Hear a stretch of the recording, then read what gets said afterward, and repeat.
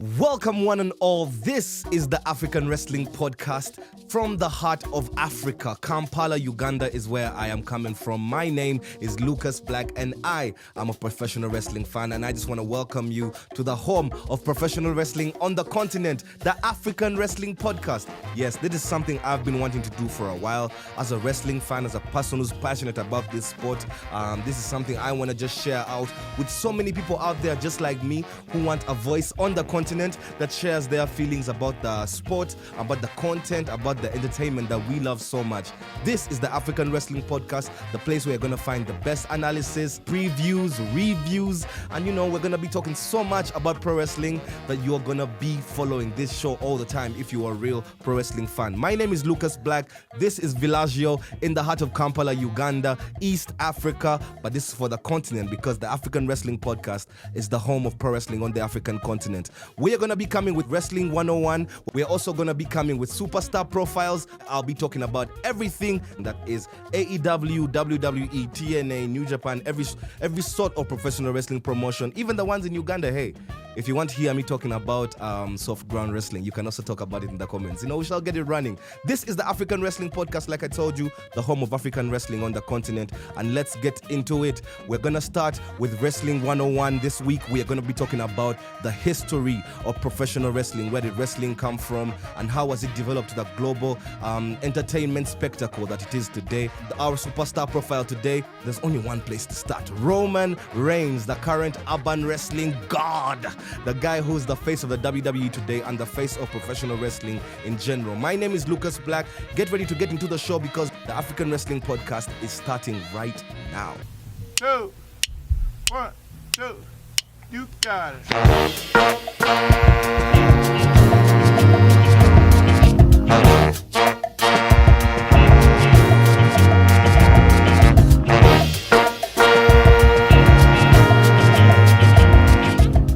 Yes, I promised you that we're going to be getting into Wrestling 101. Now, if you don't know much about professional wrestling and you're a new guy to the show, this is the segment for you where we'll be teaching you about new stuff. And if you're already a fan, this is the segment where you learn more about the sport that you already loved or that helps you fall deeper into it, It's like finding a partner and then you get to go on a date with them, This is your date with professional wrestling on the African Wrestling Podcast. What is professional wrestling? Let's start from there because this is episode 1. Professional wrestling is a unique form of entertainment which is based on athleticism, it is based on storytelling, and it's based on the spectacle. It's a phenomenon that has all those things blended together. You cannot have pro wrestling without having the athleticism.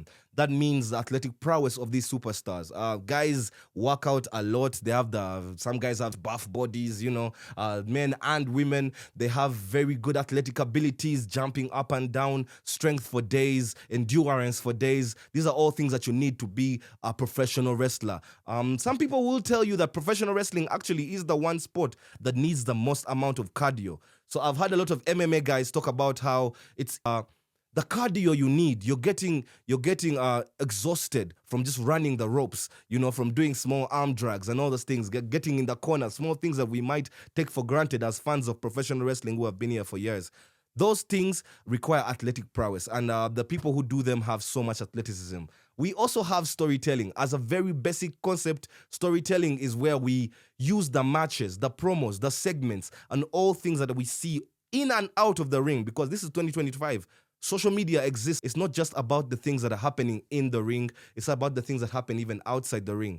These are all ways that we tell stories. We can tell stories in a promo. A promo is where a superstar or a wrestler gets into a ring or they're having a segment backstage and they talk. They talk about what's upcoming. They talk about themselves. They talk about an opponent.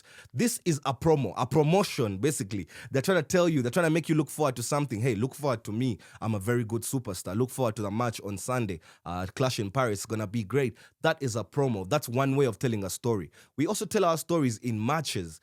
You can have a match where it is a big guy versus a small guy. And the story is, how is the small guy going to conquer the big guy? Rey Mysterio versus the Big Show. Rey Mysterio is now going to have to use his skill and avoid the Big Show's one punch. That is a story we are going to have to be telling throughout this match.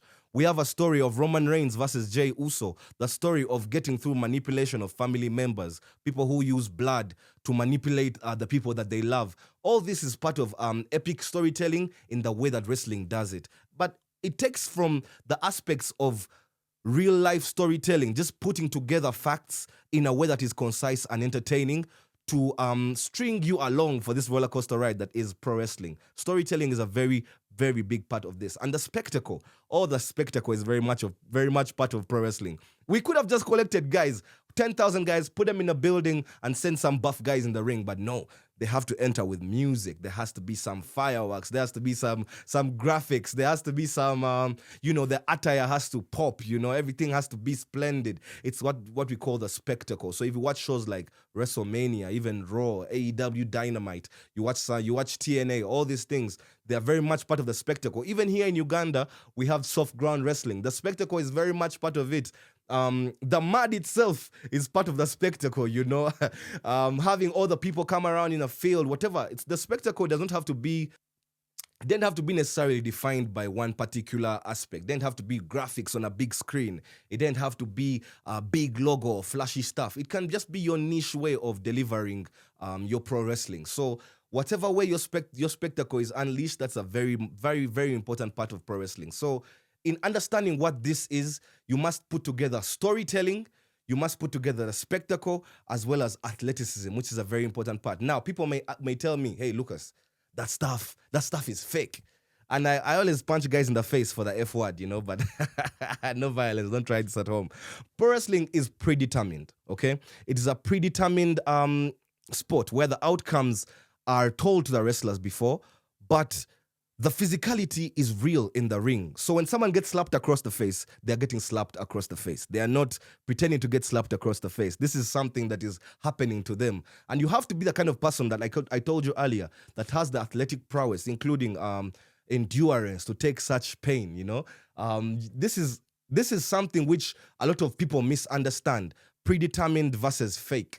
I would say that if it was fake, it would not require all the things that it requires now. All these things that I've told you about that are very much part of pro wrestling would not be even something that we talk about today. So since it requires athletic prowess, since it requires endurance, since it requires strength, since it requires you to take all these hard miles across different countries and different states, you cannot come and then say it's fake. That's a bit disrespectful. It's a bit ignorant and stuff like that. We like to say it's predetermined, but a lot of wrestling fans leave that at the back of our head. It's a subconscious thought. This is predetermined. We're here, but don't disrespect us. Don't disrespect our intelligence. Don't come here dancing, expecting us to perceive this as violence. This is something that wrestling fans take into consideration, and something that the stakeholders, that means the superstars, the promoters, and the organizers also take into consideration.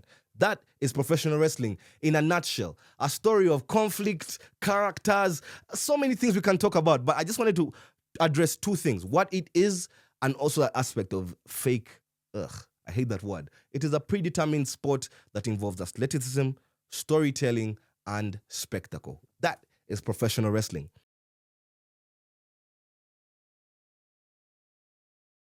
So, professional wrestling is something that has existed for a while now. It is something that has existed since the 1800s, I would say. Since the days of the carnivals, the modern day time of professional wrestling. This is a phenomenon which has been part of our society and part of our entertainment value for a very long time. So I would say it's part of social fabric because there are so many aspects of professional wrestling that mirror real life. Conflict resolution, how we resolve conflicts, we resolve them through talking, resolve them through violence. I had Dana White, the head of the UFC, say that everyone relates to fighting. Everyone relates to conflict the same way. Everyone relates to heroes and villains. I use a lot of UFC references because these guys are our sister company now. You know how MMA fans used to feel like they're bigger than us? Now we bought you guys. Nah, I'm joking. Anyway, so this is basically something that you can relate to in real life. So it has existed since human society has existed. I'll give you a few rundowns on the modern history of pro wrestling that we know today, which is on record. Starting with the carnival days, with the strongmen competitions and traveling strongmen, I should say.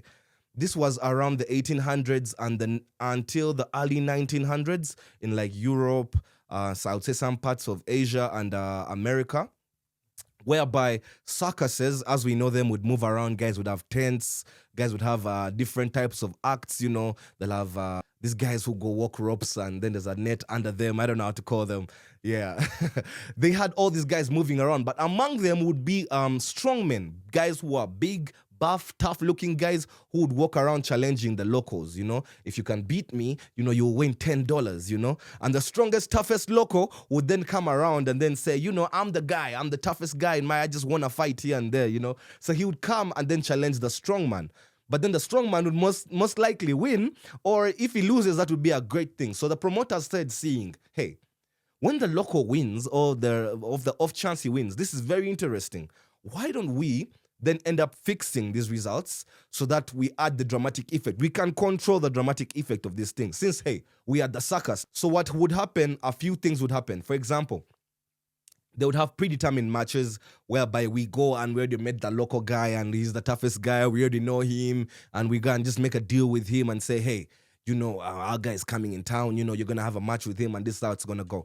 That could happen. But also what could happen is we would plant someone in the crowd who is already part of the circus, but would plant him in the crowd and then he acts like, hey, I'm also part of these guys. I'm part of these guys with the community, and I'm not gonna let you talk to us like that. So I'm the guy who's gonna stand for Mike, and he will be like the hero. So we build this whole hero villain thing. I told you, athleticism, spectacle, and storytelling. All these things are very much part of pro wrestling since the old days. So because of this, the circuses started moving around and making this part very much part of their act. So these are the early days of what we now know as professional wrestling. Maybe at that time it wasn't yet known as professional wrestling, but these are the origins and the genesis of all this. This all developed into exhibitions of, strength, throws, and all that, with the strongman becoming a main character of what we now know today as professional wrestling. Some of the guys who developed from this era, you can see guys like Frank Gotch. Frank Gotch is a guy who is very much regarded as the godfather of professional wrestling. He was one of the first guys that became a big name from this thing that we now call professional wrestling. Another guy was George Hackenschmidt. George Hackenschmidt. That's another guy who was very much part of the, I won't say mainstream because wrestling wasn't yet mainstream, but he was one of the guys who came out and made a name for himself through this art form of professional wrestling. Moving on from the early 1800s to the 1900s, professional wrestling went into an era of territories where the circuses were no longer moving, but the circuses were being established with professional wrestling as their main act into different territories. So let's give an example. You'd find a territory in the West having the Californias. That was very much dominated by the Polynesians, very much dominated by Samoans. Samoans are Polynesians, they're Tongans and all that. The Islanders were very big that side.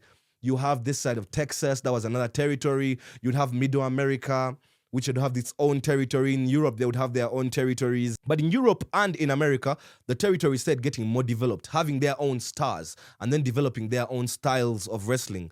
For example, in Japan, which developed its own territory, you would have the strong style kind of wrestling, which was a type of wrestling that mirrored real life fighting, hard hitting style. It would be so crazy how these guys fight. It's so dangerous. Guys drop themselves on their head. Guys clothesline themselves and just trying to take his friend's head off. It would look so real that it is so engaging. And that is what pro wrestling is all about.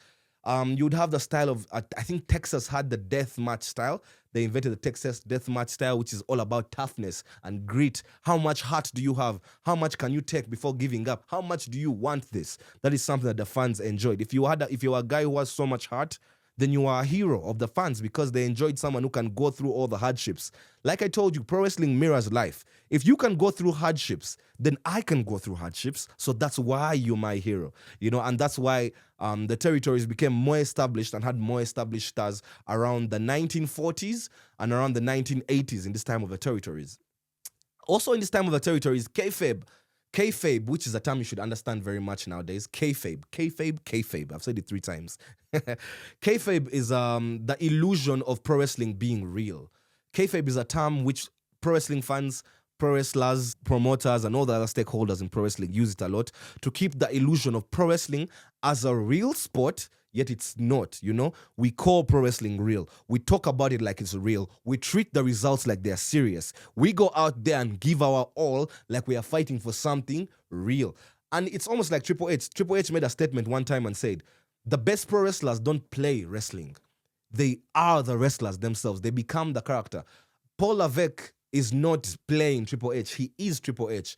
Joe Anoa'i is not playing Roman Reigns. He is Roman Reigns. He morphs into that character once he goes out. That is part of kayfabe. You know, you believe that stuff, and that's why it is believable for me. If you don't believe it, then I can definitely see you not believing it in the ring. You know, I can see you playing. And when you're playing, I don't believe you. I don't believe you. It's almost like pro wrestling, which is supposed to be fake, is so intertwined with reality. And that the more reality you can bring out of it is the more we can respect you, you know? So that is why kayfabe was important in the days of territory. There was a funny thing that used to go around that in the territory days, if you'd get beaten up in a bar and you are a superstar of the territory, you'd get fired from the territory because everyone has heard that you got beat in the bar. So there's no reason why you should be handling a guy in the ring. So that is why the territory days was so tough. Tough guys only. Tough guys like Bruno Sammartino.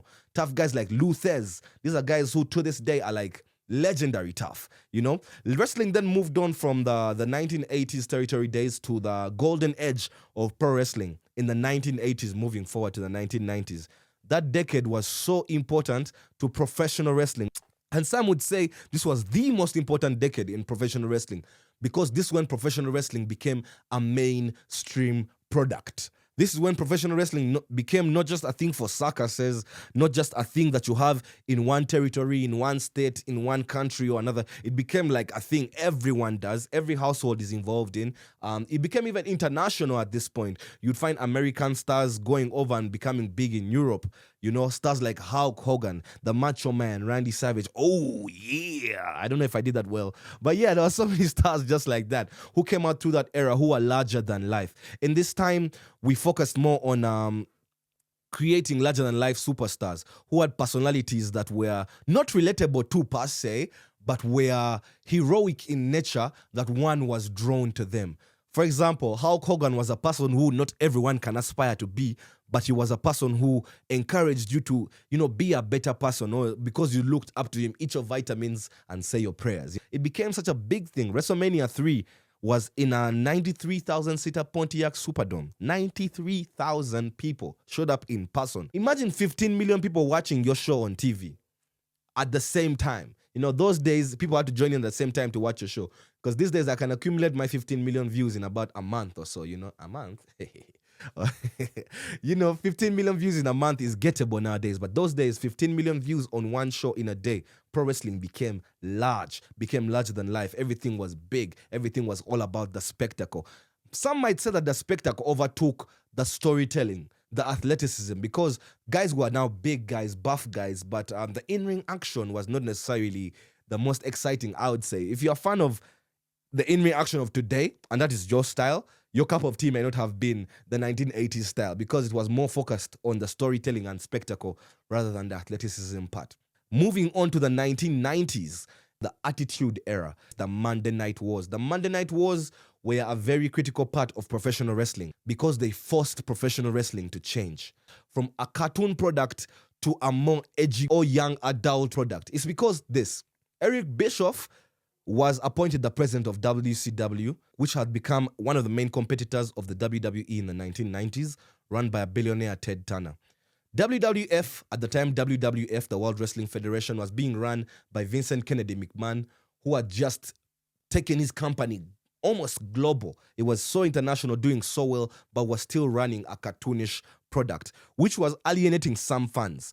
So WCW came in to make professional wrestling more edgy, more attractive to the 18 to 34 kind of a demographic, more edgy so that it alienates the children and brings in the more rabid audience of the young male. This was the time when the NWO came into fashion. If you have never heard of the NWO, this was Hulk Hogan, Kevin Nash, and Scott Hall, which became one of the greatest factions of all time, defined wrestling in the mainstream at that time. You couldn't find anyone who never knew about wrestling in the 1990s. On the WWF side, you had The Rock, you had Stone Cold Steve Austin, you had DX running everything at the time. So I'm sure everyone who's not even a wrestling fan knows these guys. This was a time when pro wrestling was at its peak. I mean, peak of mainstream. It was rock music and professional wrestling. That's how good it had become.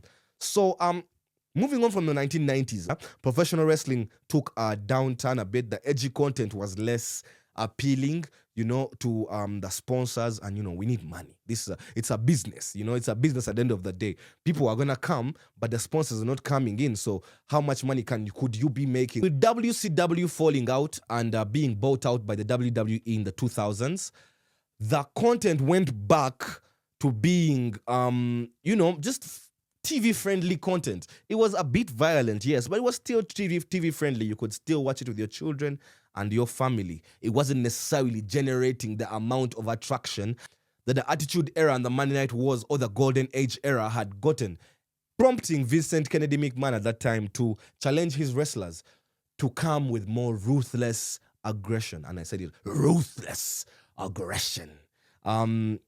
This forced the wrestlers to come back with more edge, to come back with more athleticism, to come back with more, I don't want to say just matches, but a whole style, just a whole wrestling style, the whole promo style, the segments, everything, the whole brand, everything became more, it said looking more like the independents, how the independents were doing it, less scripted, more off the cuff. I would say edgy, but the Attitude Era was more edgy than the Ruthless Aggression era. There was just more athleticism. There was just more power and more aggression. There's just, guys would have matches and would go at it from the bell until the end of the bell. This was a time of John Cena, Eddie Guerrero, Kurt Angle, Brock Lesnar, like some of the best guys out there when it comes to in-ring work. That's what we're now focusing on, that how can our matches become better? That was the Ruthless Aggression era. Moving on now, the WWE became more popular. We stopped, I like saying we, I don't know why we. You know how football fans say we for their teams, yeah? Football fans like saying we, like I'm a Manchester United fan, yeah? And I love that team, so when I'm talking about it, I like saying we have bought this player, we have transferred this player. That's not a we situation though. But in the WWE, there was a big shift to the PG era. The history of professional wrestling and the history of WWE are very much connected. You cannot talk about professional wrestling without talking about the WWE.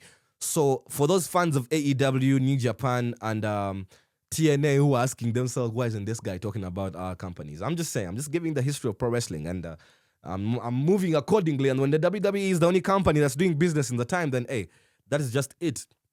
So we move on to the 2010s.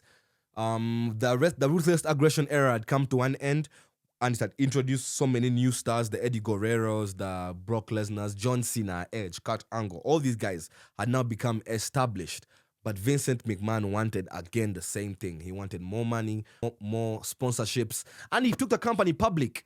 When you take the company public, that becomes a whole different situation. Now you have stakeholders involved. It's not just the opinion of one man. So now that's when we went into the 2010s PG era. I need to take a deep breath because this is the time when I had to really stick to my guns that I love professional wrestling, and I will never be taken away from my love of professional wrestling because the product wasn't necessarily the best. The product was geared towards children. It was geared towards, sponsors. And I don't know if you can fault someone. It was geared toward being a business, a money-making venture. It wasn't necessarily an entertainment venture as much. It was more of a money-making venture. There was a focus on pleasing the sponsors, getting so many people in, and if the children are more, that's what people are going to aim for. It was John Cena's show. It was John Cena and John Cena only. And every time I came back home for holidays, John Cena was the champion.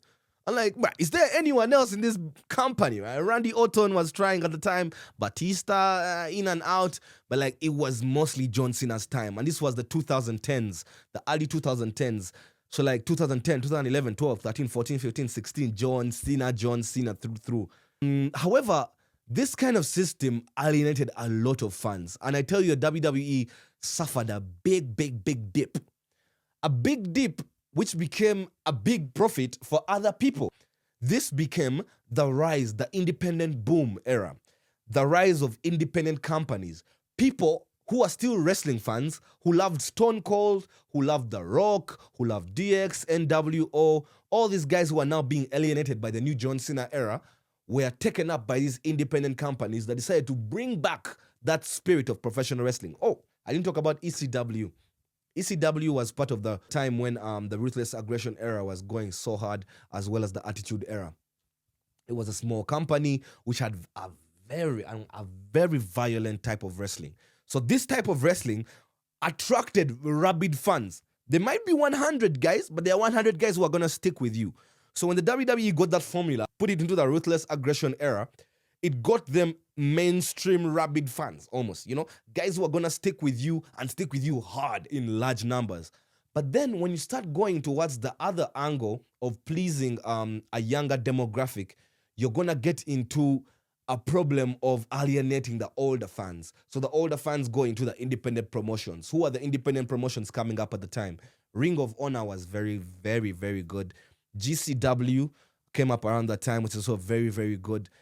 But all these guys were still trying to do that ECW style, that ECW Extreme Championship Wrestling, like it was called, extreme style of professional wrestling, where they'd have chairs banging on people's heads, people passing through 100,000 tables, pins and needles all over the place, glass breaking, all this stuff. People love that stuff. And it was basically older people going away from WWE to watch these shows, to the point WWE was struggling, where Japan was booming. The independents were booming. The professional wrestling and professional wrestling stakeholders had to go and say, yo, wrestling needs competitive TV again. We need a time like the Monday Night Wars where there was more than one company showing professional wrestling on a mainstream level to allow wrestling get back to a great point, a point of thriving. And that's where AEW comes in. AEW was started up by Tony Khan, Cody Rhodes, the Young Bucks, and a few of their friends, all elite wrestling, because they realized WWE needed competition and the fans were willing to engage in this new style of wrestling. They're willing to get away from the WWE and see something different. And maybe that this something different will give new wrestlers a chance to thrive, or old wrestlers who were not given the right chance in the WWE to now become something that they were supposed to be, or something different. Eras usually close because they are forced to close. If it's a revolution, it's a revolution, but that rarely happens in wrestling without need or necessity. Because AEW came and started giving a more edgy product, a product which was more appealing to fans, it literally became the number one wrestling company around 2019, 2020, 2021, because the WWE still stuck to their guns of showing pro wrestling to a younger demographic.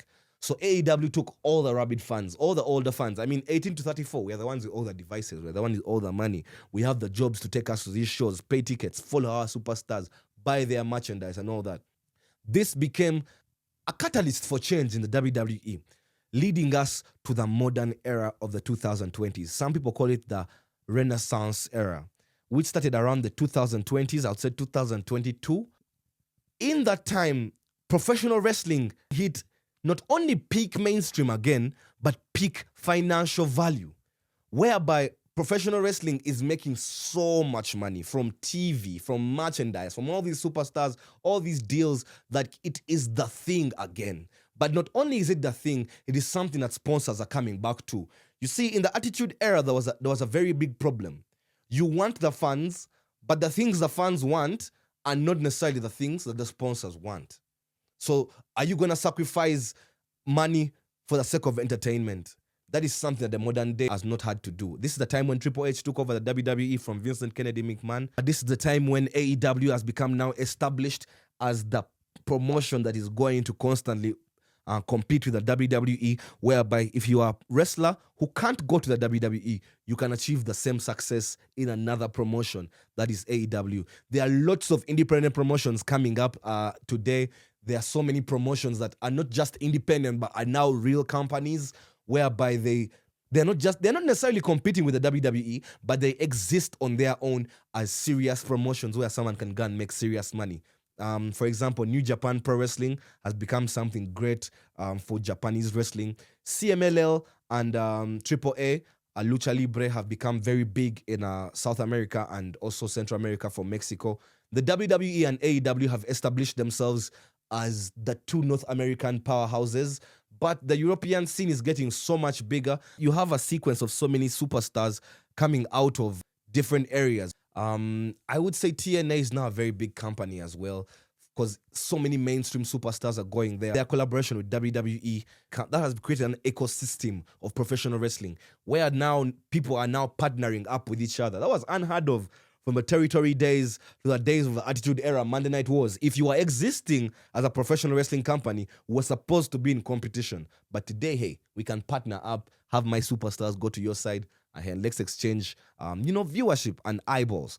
That is the history of pro wrestling from the carnival days straight to the modern era. Hey guys, if you still claim you don't know what professional wrestling is and you have been in this 101 lecture with your favorite, then you will never love professional wrestling. I'm joking. Just rewatch it. If you haven't understood, take it back. We are here always for you because this is the home of professional wrestling on the African continent, the African Wrestling Podcast with your favorite boy, Lucas Black. And that was Professional Wrestling 101.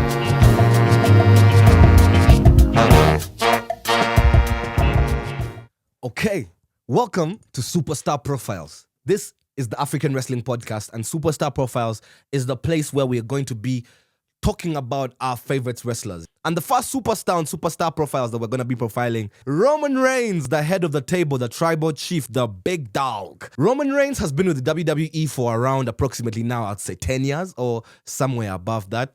He started off in FCW, which is Florida Championship Wrestling, which at the time was the WWE's developmental promotion. The WWE does this thing where they go to different small promotions. For example, let's say here in Uganda, we have SGW, Soft Ground Wrestling.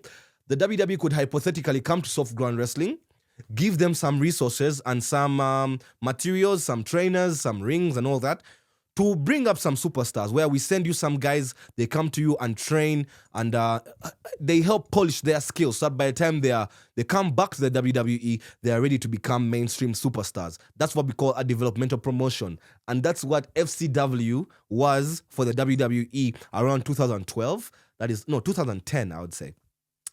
So Roman Reigns at the time, along with the class of Seth Rollins, Corey Graves, Naomi, Big E, all these superstars that came out of there. These guys were in FCW, that developmental brand. And this is where Roman Reigns polished his skills from. But he never started out being called Roman Reigns. He was called Leaki, who came from... I laugh because I watched the videos of Leaki on YouTube and it's almost unrecognizable to this guy. He's a Samoan powerhouse, yes, but this is not Roman Reigns. This guy is a different guy from Roman Reigns. If you know the video, slap yourself. No, stop. Roman Reigns, the character that we know right now, under that name, debuted on NXT television around 2012. So from that period, 2010 and 2012, still developmental Roman Reigns. The Roman Reigns then moved on from 2012 to 2014. That was the period when he was in The Shield. The Shield was a militant type of group. It was a group of three guys, Dean Ambrose, Seth Rollins, and Roman Reigns. A militant group from NXT that debuted on Survivor Series 2012. And they destroyed Ryback. And they went on to become probably greatest faction of all time so many times because there are so many wonderful groups in WWE. Yes, the NWO is awesome. The Bloodline is wonderful, but the Shield had a different aura about it. It was something you look forward to. It was something that you wanted to see on TV. And it's something just like the Road Warriors that I feel like the WWE and any other wrestling promotion is going to try to recreate over time.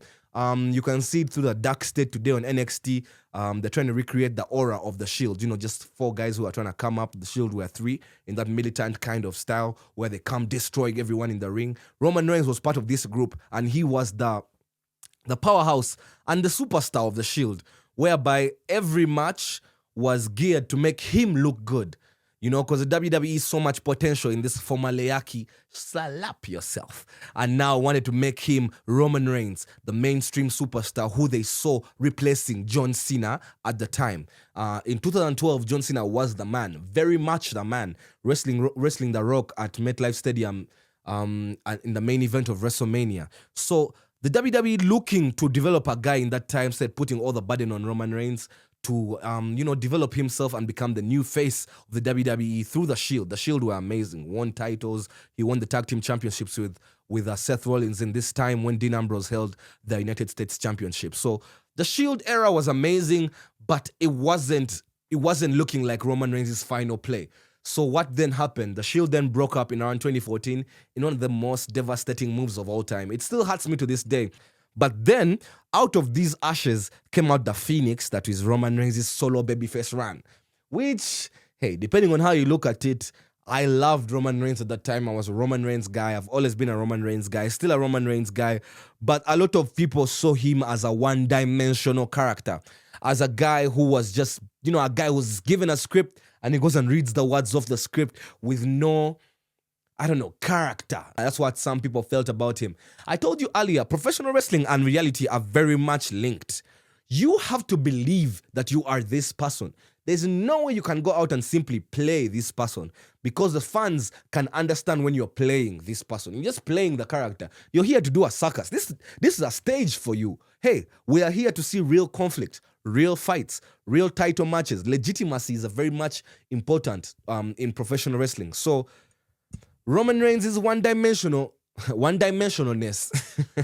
or one-dimensionality did not help him, because he was the kind of guy who was saying suffering Sakatash, but still looking so cool coming through the crowd. Hey man, he won the 2015 Royal Rumble in Philadelphia. They tried to push the guy, brought The Rock out there to lift up his hand. It was not working. He was the rejected chosen one, the big dog that ran the yard. Hey, he feuded with The Undertaker. He feuded with Triple H. He feuded with Brock Lesnar. But still, he held the world championship 1, 2, 3, 4 times in that period of time, but was still not accepted by the fans. And this was also that time when it was a crazy time. The baby faces, who are the heroes, were being booed by the fans. They were not. It's almost like the fans were hating them just to sabotage the show. You don't like something, so you just want to sabotage it. You are not going to allow it to be successful. It's like how you don't like a song. And okay, let me give you an example, a good example. In the Kendrick Lamar-Drake beef, I chose Drake. Yeah? So no matter how good Kendrick's songs got, I could never allow myself to like them. Same as the fans. No matter how heroic a superstar gets, they would never back John Cena. And if a villain destroyed John Cena in the ring, they would support the villain, hence destroying the whole plot of what we're trying to do. How can I tell you a story of a hero and a villain, and you're supporting the villain? That destroys the whole essence of my story.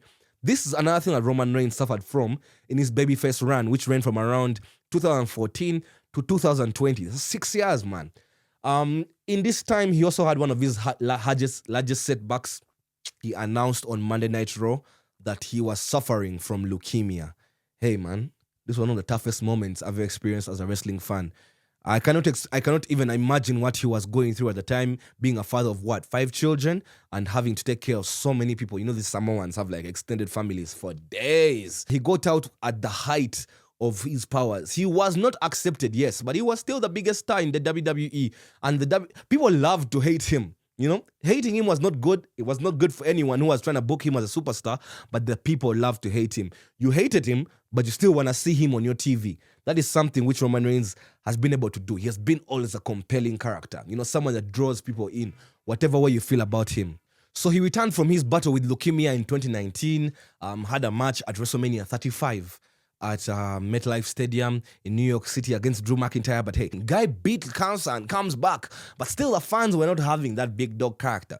So when lockdown hits, he's in a vulnerable group of people. Obviously, he didn't look one bit vulnerable. Have you seen that guy?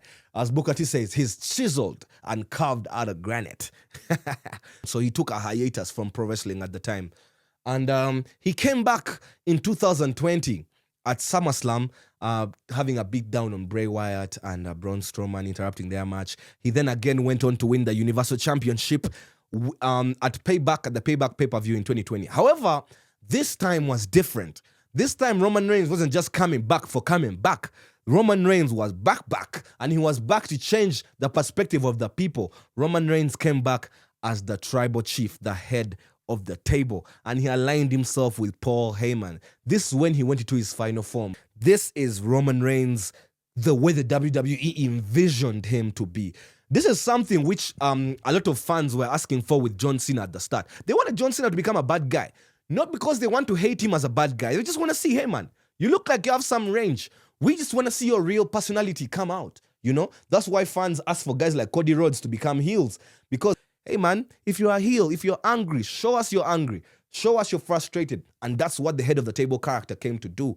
He came to show guys, that big dog guy that you were booing, that guy is supposed to be getting respect. That guy is supposed to be the top of the industry. That guy is supposed to be feeding the family. So he needed to take that respect. No one's going to give you respect. You need to take it, especially in the WWE.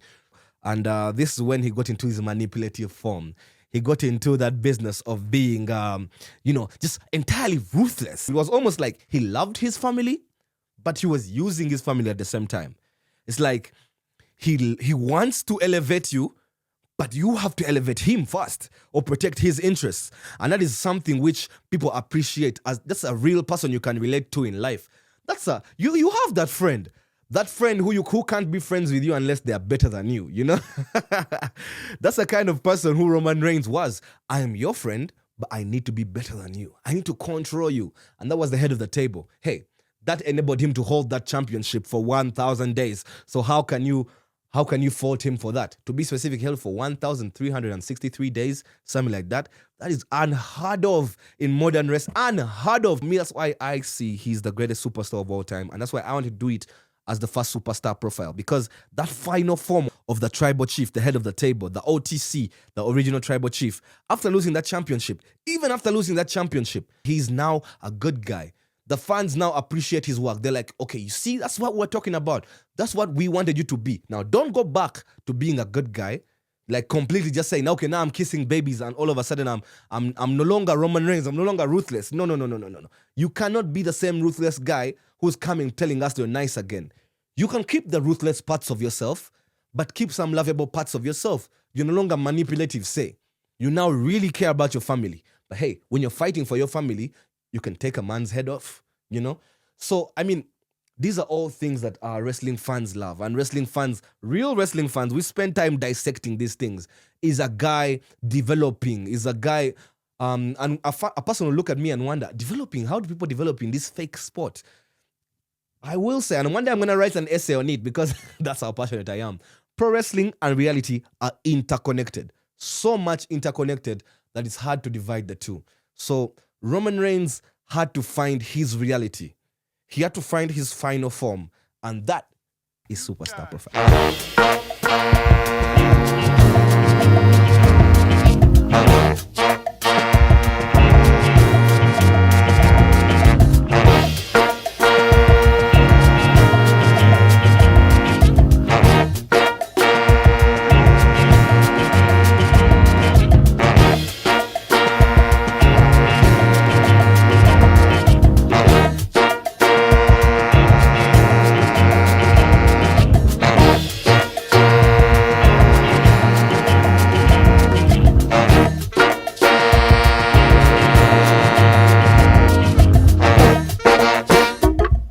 Guys, I hope you really enjoyed that. I know I did. Hope to catch you next week on another episode of the African Wrestling Podcast, AWP. We out.